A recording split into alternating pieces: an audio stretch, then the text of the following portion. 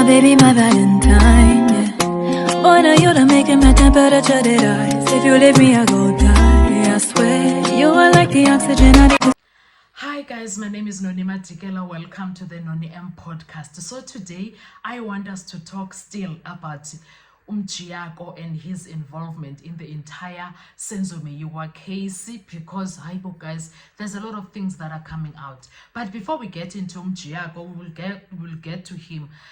As I was listening to Unjabulo and Usispet, because that's where the juice comes from, guys. That's where the juice comes from. People were asking a lot of questions in that comment section, okay? People were asking a lot of questions. I'm going to read a few of the comment sections, guys, and then we are going to dissect those, because Haibo, Sana, someone said that, you know what, Sispeti, it's the masterminds here. There's one thing that I've realized every time Gininda is on the stand is that he doesn't realize that he's digging his own grave day by day, but his time is slowly approaching. Soon he will go down in the 124 witnesses, okay? And then the other one is this attention pattern jobs. Remember Rata's way of always not giving the defense advocate fair chance of dealing with the questions, and even Baloyi always not allowing the defense advocate's chance to deal with the questions. Do you remember that? And then someone says that one is always objecting when hard questions are posed to Kinyinja. Anyway, the reason I was reading that is coming to this because people are busy asking, has the defense dealt with these things, especially everything when it comes to Umjiako, the FFC number and everything. There's a lot of things that needed to be asked regarding Umjiako Nje.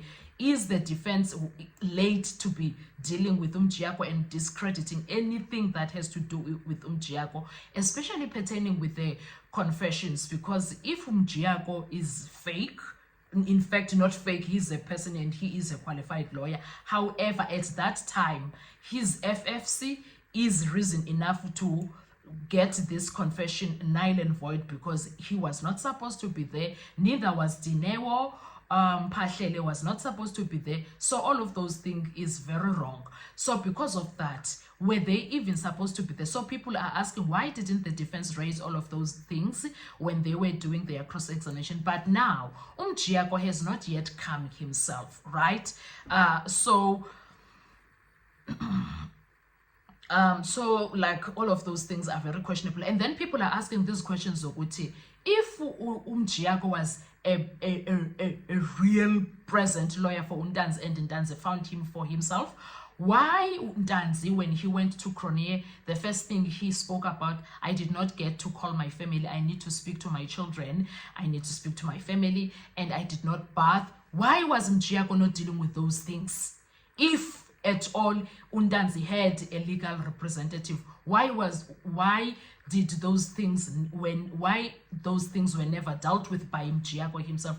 Why it needed Undanzi to be the one that goes and speak on his behalf, for himself to Magistrate Cronje, right? Why? So people are saying, some of the people are saying, guys, let's not rush this situation, because the defense is still yet to call their own lawyers. And also for me personally, why must the defense be the one that is calling Umjiako? But they will call him if they want. But why should it be them? Because they don't have to prove that Undanzi is lying. The state is supposed to prove that Undanzi is lying by calling Umjiako and putting him there. So why are they not doing that? What are they running away from? What are they hiding?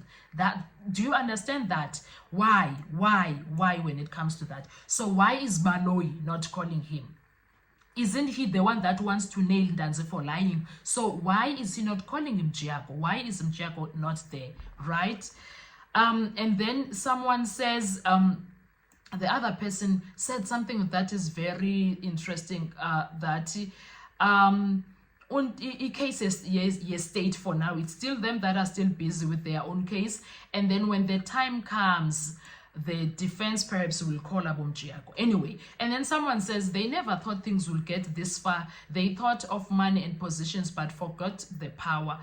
Baloyi, meaning that they thought this case was going to be in and out of court. They never thought perhaps it's going to go to it's gonna be live like this. That I don't think they are anticipated. I don't think they anticipated this, the support and the interest of this case going this wide, because it's bigger than anyone now. They are trying to all the fires that are coming out because of them. And then someone else says, I don't blame the lawyers, I blame the judge who abused them. Yeah, someone said that because the judge sometimes he does not allow the defense lawyers to ask questions that they want to ask. Sometimes he is very harsh towards them, and it's not nice to watch. Like, we've witnessed it, people that are watching the case. And then someone else says that, I wonder, because Ramsipele said he was allergic to social media, this could help them seeking the truth. Since he won't, like, it sounds as if he doesn't benefit anything, and he's irritated by anything that is social media. Uzoyenza kanjani to hear some of the things that he doesn't know. And I had a question during the day that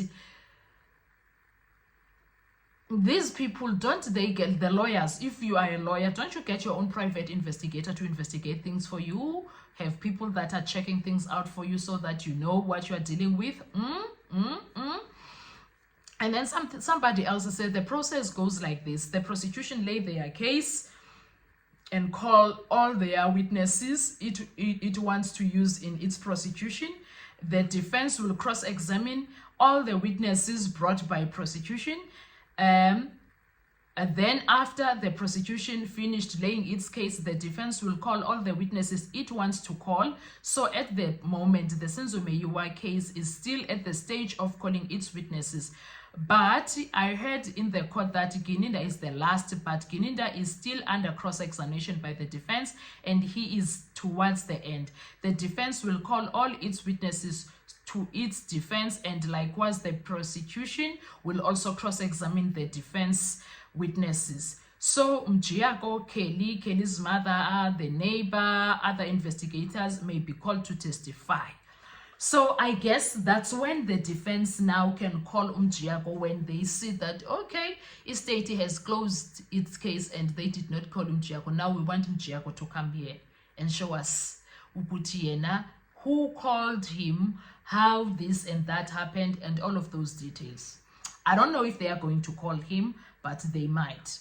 And then the other interesting thing when it comes to that case, when it comes to defense laying their own case, they can call Ukeli and ask questions. Ukeli, do you know these 5 gentlemen here? If Kelly says no, how are we going to move? She says, I don't know them. I've never seen them in the bar of soap. Then what? What's going to happen?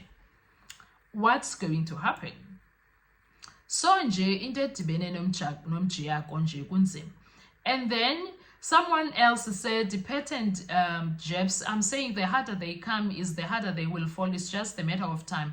You are dealing with the masters of cooking. The defense are going to deal with Mjiako, who will be in possession of papers who are corresponding on collaborating with time. I don't know what that person in mind, what they have when they were saying that. What exactly do they mean? Because Sana, I do not trust anyone here.